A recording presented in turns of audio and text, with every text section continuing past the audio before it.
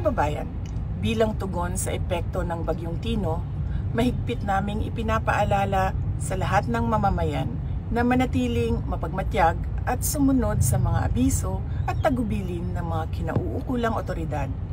Ang kaligtasan at kapakanan ng bawat isa ang nananatiling pangunahing layunin sa panahong ito. Ito po ang mga paalala sa kaligtasan. Manatili sa loob ng bahay at lumayo sa mga bintana at salaming pinto. Maghanda ng mga bag para sa paglikas at lagyan ng pagkain, inuming tubig, flashlight, baterya at first aid kit.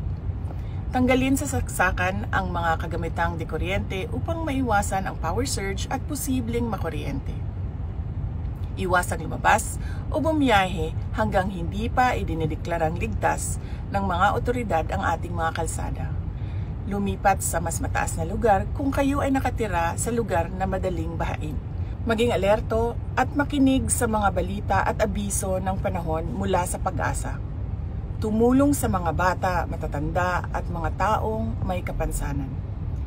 Nakahanda ang Disaster Operations Center ng tanggapan ng Pangalawang Pangulo upang magbigay suporta at mag-augment sa mga operasyon ng pagtugon sa sakuna ng mga lokal na pamahalaan.